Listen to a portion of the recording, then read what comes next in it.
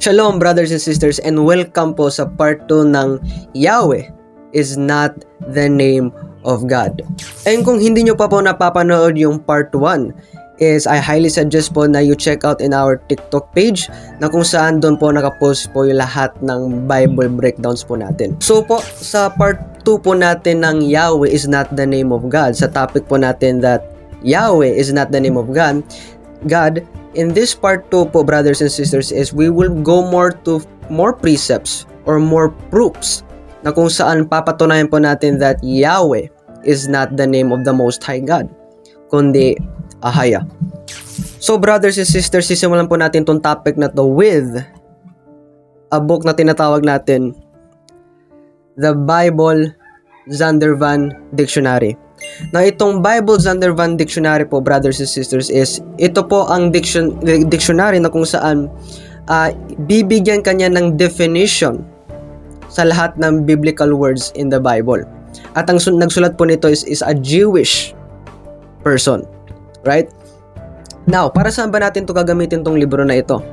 We will use this book brothers and sisters para patunayan that Jehovah and Yahweh is just the same.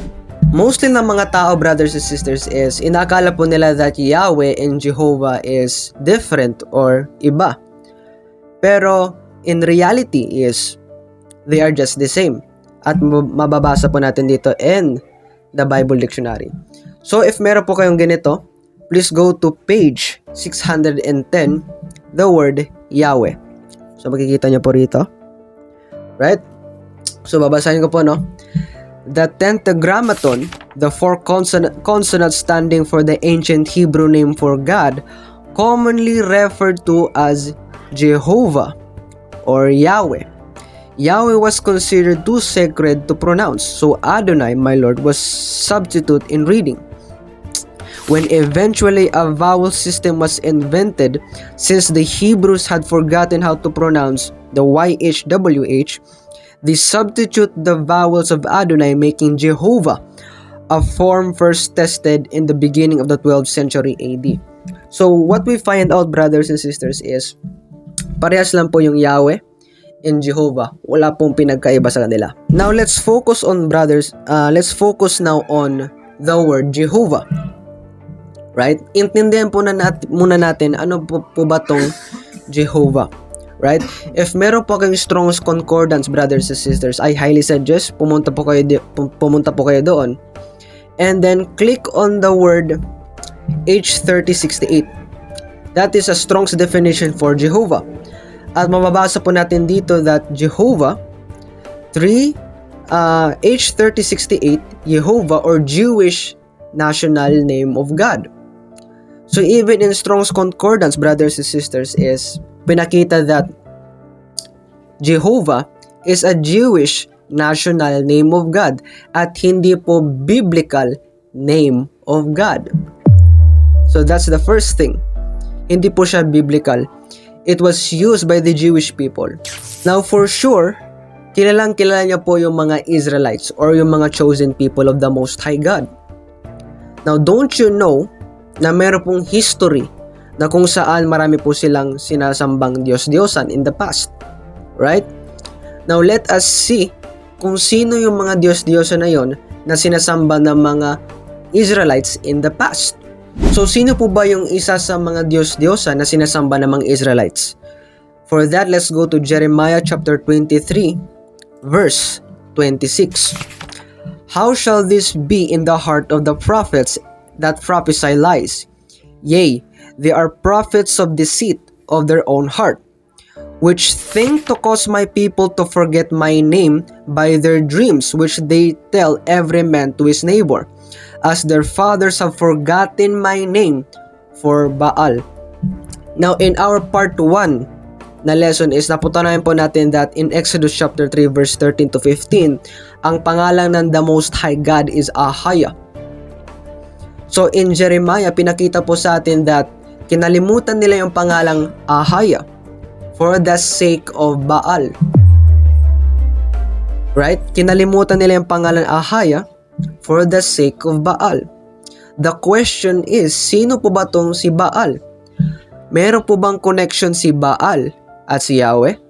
Meron po bang connection si Baal at si Jehovah? And the answer is yes. At papatunayan natin siya very very soon. Now let's go to the book of Hosea chapter 2 verse 16 to 17. And it shall be at that day, saith the Lord, that thou shalt call me no more Ishi, and shalt call me no more Baali. Now, for reminders lang. Earlier, napatunayan po natin that Yahweh and Jehovah is just the same. At hindi po sila magkaiba. In this precept, brothers and sisters, makikita natin yung connection ni Baali and Yahweh. Right? In Hosea chapter 2 verse 16, pares lang po yung Baali at si Baal. Now, again, if you have the Strong's Concordance, let's go to the Strong's Concordance to see sino po ba to si Baali. So, ito po yung Strong's definition ng the word Baali in H1180 as symbolical name for Jehovah. See that?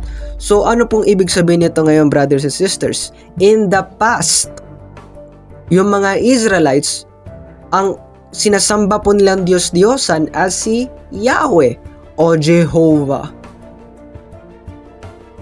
No wonder why yung mga Jewish people today, they worship Yahweh. Right? So, ibig sabihin po, based po rito in Bible prophecy, nakapropesya po rito in the Bible, brothers and sisters, na hindi na natin tatawagin yung pangalang Baali. Right? Hindi na natin gagamitin yung Jehovah anymore and yung Yahweh anymore. Verse 17, for I will take away the names of Baalim out of her mouth, and they shall no more be remembered by their name. So according to in Bible prophecy, nakapropesya po sa Biblia, brothers and sisters, na darating yung time hindi na natin gagamitin yung pangalang Yahweh and Jehovah. See that? At sinabi po rito, the names of Baalim. Pag sinabi natin names of Baalim, marami pong pangalan ang Baalim. Hindi nyo po napapansin, brothers and sisters, na yung word na Yahweh has different kinds of names. Merong Yahweh, Yahuwah, right? Jehovah, Yah, El Shaddai. Nakapropesya po in the Bible, brothers and sisters, na hindi na natin to siya gagamitin. Right? At babalik tayo in the original name na ipinakita kay Moses in Mount Sinai, which is Ahaya, Ashar Ahaya, I am that I am. So since napatunayan natin, brothers and sisters, na yung mga Diyos-Diyosan na sinasamba ng mga Israelites is si Yahweh, which is a pagan god. Alright? At ang totoong pangalan niyan, brothers and sisters, is Lucifer. Okay? Si Yahweh o Jehovah is Lucifer. Yan po yung sinasamba ng mga Diyos-Diyosan ng mga Israelites dati. So, why will we call on the Most High God, Yahweh? So, ano po ba ngayon yung totoong pangalan ng Diyos? Going back again in Exodus chapter 3 verse 13 to 15, nung tinanong ni Moses na, ano po ba yung pangalan nyo? At sinabi ng the Most High, I am that I am. Which means, Ahaya.